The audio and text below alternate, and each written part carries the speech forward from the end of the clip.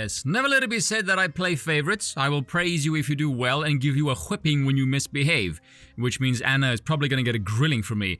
And yes, I have praised her before, but Anna only gets praised when she's allowed to go outside and away from her mind-rotting friends.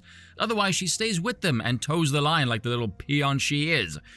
I haven't even seen this, by the way, so I thought I would write my script as we go along. Let's see what happens, shall we? The mugshots turned Trump into a sympathetic character in Black America. The streets are talking about him in a way they've never talked about him before. Black Americans online, some of them are saying, I'm voting for Trump now, because they too have sometimes felt they've been unfairly targeted by the criminal justice system.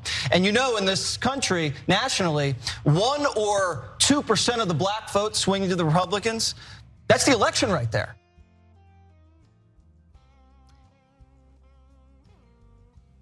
Jesse Waters is actually not the only conservative commentator who is arguing that the release of Donald Trump's mugshot has actually increased his support among the black community. People are talking about it. They're excited about his mugshot. Have you noticed she hasn't addressed anything of what Jesse said?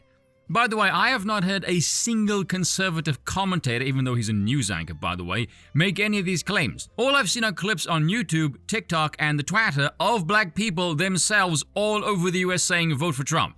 So this is not a red or blue thing. But that's the thing, isn't it? You damn well know these cultists over at TYT can never see anything beyond their little bubble. It is why they come across as, well, political third graders, really. They have the vision of children.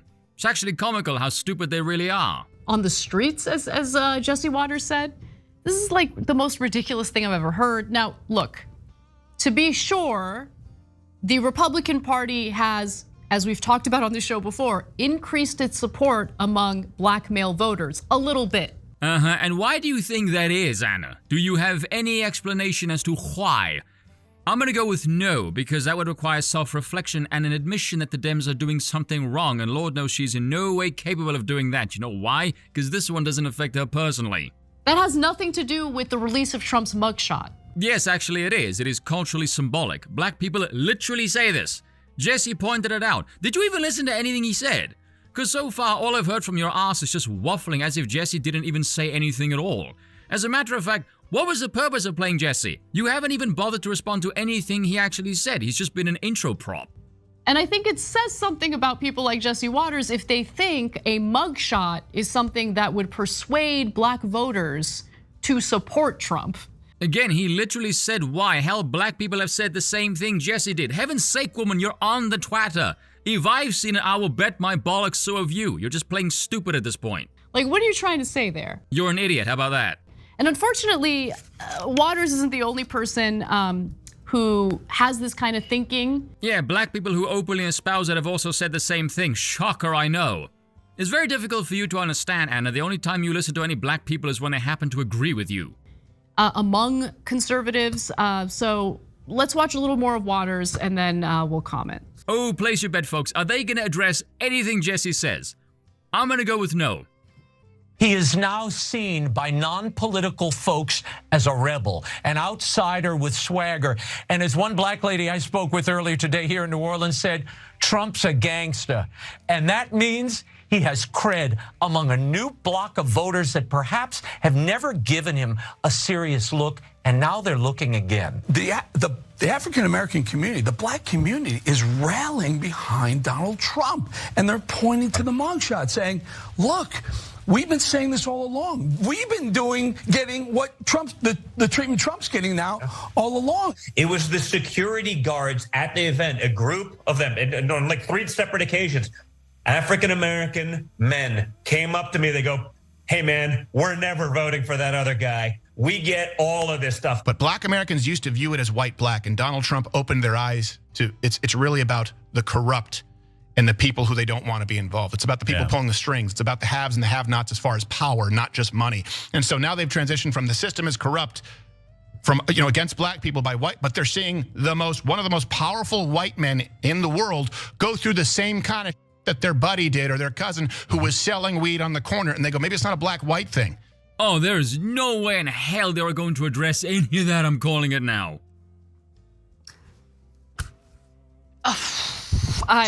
God damn. I I don't even want to talk about this story. Yeah, I wouldn't either if I was a Democrat, Anna, because your party has done nothing but destroy the black family for over 60 years, and the idea of Trump being a good guy in your book will literally cause some form of shell shock. To be honest with you, this is disgusting. Why is it disgusting? Would you care to show some black people supporting Trump, Anna? No, of course not. What? Yeah, I mean, it's. Oh, hey, look, it's a token black guy here to adhere to the white liberal narrative. $10 says he's gonna kiss Anna's ass and also address absolutely bugger all. Gonna be over 5 minutes of irrelevant waffling, isn't it? Let's see what we can stomach, folks. It may get really ugly. It's funny watching these guys twist themselves into pretzel knots in order to, like, they're sort of justifying black people's antipathy towards the police. It has nothing to do with the police. It has to do with the two-tier justice system. Try and keep up. Which is like a new thing for me with right-wingers. Again, like the guy said, apolitical. Already the main point has gone over this dude's head. Which means you know he isn't going to address anything. They're just going to talk complete bullshit. While also, Trump is getting, it's like a weird thing that they're trying to do, which essentially is this idea, this old racist trope that black people are more attracted to criminality than anybody else is, right? That's insane. It's an insane thing to say. I can't believe. Anna, calm down. I have an audience too, you know, and unlike yours, mine has an IQ over 85, and I don't want your pitch frequency to cripple them. So can you please tone it down to conservative level and not whine mom Karen mode? That'd be great. Like, okay. Yeah. I didn't know that this many conservative commentators. Again, what the hell is with the conservative commentator argument, woman? Can you elaborate as to how said conservative commentators got to this opinion? We're regurgitating this garbage. I can't believe it. I can't. But here's the thing, Anna. That's doesn't just make it stupid. It's kind of funny at the same time in that, you know, I think what they're getting at is this idea of, like, you know, gangsterism and gangster rap and. Oh God, I'm so bored. Somebody help me! You know, the kinds of rappers whose record sales go up after they do something criminal, or if they're perceived to be gangster or whatever, and blah blah blah blah blah. Here's the thing about that: the music industry, who owns the people who own and operate the music industry, are about 98% white. It's been almost 5 minutes. Again, have you noticed they addressed absolutely bugger all of what the people in the clips actually said? Literally nothing. This is just mindless waffling. Dear God, get to a fucking point. This is a waste of my time. Music industry consumers, meaning the people who might buttress the sales of these type of audiences, are suburban white people. This is the majority of people who go to rap concerts, who consume rap music. It's white people who like this stuff. Oh my God, I am so fucking bored. You know what? I'm just gonna show some beautiful pictures of European architecture. Hold on. Like this idea of, you know, gangsterism and criminality, and this sort of caricature of what these artists are, or these people who become sort of infamous, who happen to be black. Like, bruh, the people who love this stuff are white. Like, that's who supports this stuff at an overwhelming rate. This is who, like, you know, feels like they're on safari when they're watching a certain type of rap music video or whatever. It's white people who like that kind of stuff in the first place. That's what makes this thing so stupid to even consider. Yeah, look. Oh wait, Anna's back. We have to pay attention to the white ones. The last rap concert I went to was at the Hollywood Bowl. Drake was performing. Would you two idiots mind discussing fucking politics? No one cares about your damn life story, seriously. Lil Wayne opened for him. It was one of the best concerts I've ever been to. To be fair, it was a very diverse crowd, okay? But it's in Los Angeles, which is a very diverse city. It's different. Yeah. But like, my God, what the hell does this have to do with anything? Let's not forget that the mugshot they're referring to was taken in Fulton County, Georgia, okay? In regard to the Fulton County, Georgia District Attorney, Fani Willis, indicting Trump for his role in attempting to overturn the 2020 presidential election. Now, in that case, you know what he did, along with Rudy Giuliani? Essentially lied about, defamed, and terrorized 2 black women who are election workers in Fulton County, Georgia, election workers who did their jobs appropriately, who did absolutely nothing wrong. But you have Trump and Giuliani alleging that they tampered with the ballots, which led to threats against them, endless harassment. Yeah, Anna, no one believes this. There's no credible legal case for any of this. The FBI telling them to leave their homes for their own safety. There's 2 black women. And conservative media is trying to twist the narrative and make it seem like, oh yeah, black community loves Trump. They think he's got street cred. Hey, you watching? You haven't died from the cringe yet, have you? Good, tell me if it gets too much. Because I'm about 5 seconds away from chucking an empty whiskey bottle at my damn screen over here. And I have 17 of them behind my chair. It's not a joke, by the way, I literally do. They think he's hard. No one thinks that. No one thinks that. How the fuck would you know? You've not spoken to any black person who disagrees with you ever, Anna. You're hardly a credible source here. Like no one's buying it. It's absolute garbage. You're right, Waz. It's perpetuating a stupid trope. You know that's kind of dismissive to the black people who happen to have a different opinion to you, Anna.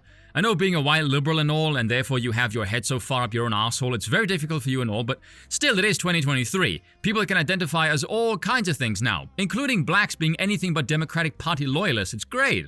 And it's just insulting. Man, that was really good timing, wasn't it? Sorry, keep yammering on, white one. Like it's overall insulting.